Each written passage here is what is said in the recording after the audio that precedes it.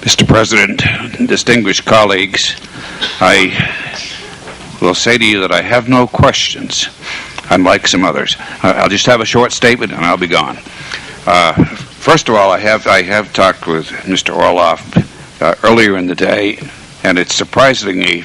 We don't exactly see things from the same perspective, but we saw the same story, and my story will parallel his very closely. The perspective from the surface, I'm sure, is far different from the perspective from a submarine, and if you account for those differences, we tell the same story.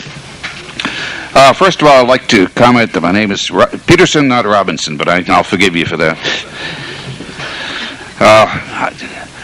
I was a lieutenant at the time on one of the destroyers, USS Beale, which came in close proximity with his submarine.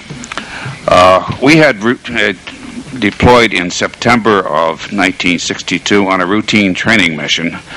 We were one of 8 destroyers with what we called Huck Group Alpha. Huck is an unfortunate term which sounds very warlike because it stands for Hunter-Killer Group, and I assure you I've never killed anybody or attempted to, and nor were we trying to on this particular day. We were hunting. We had no idea how many submarines are out there and who they belonged to, but that was our job, to hunt submarines, so that's what we did. In usual practice, the submarines were detected from the underwater surveillance system, underwater acoustics, which we call SOSUS. Frequently, they were passed off to patrol aircraft in order to localize, and then finally, when they got close to the Huck Group, they were picked up by usually aircraft from the Huck Group, from the carrier, and passed along. In this case, that's exactly the way it happened. The timing is just a little bit different, but we were past a contact from patrolling aircraft, and we detached a group of 4 destroyers was detached from the total of 8 with Randolph. 4 were sent to locate the submarine, and as he said, surround him, which is what we did. We circled basically at a range of about 3,000 yards, which was determined on our sonar capabilities.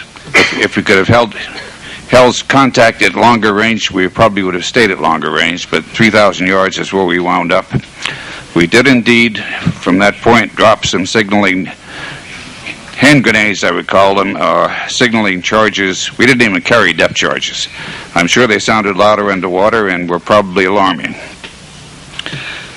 There were aircraft in the vicinity who also could have been dropping what I would call a signaling charge, but it's not quite that. It's an echo ranging charge, so they can get a range from their passive sonar buoys. We were not aware, of course, of the atomic torpedoes, which we would refer to as nuclear torpedoes, a matter of semantics.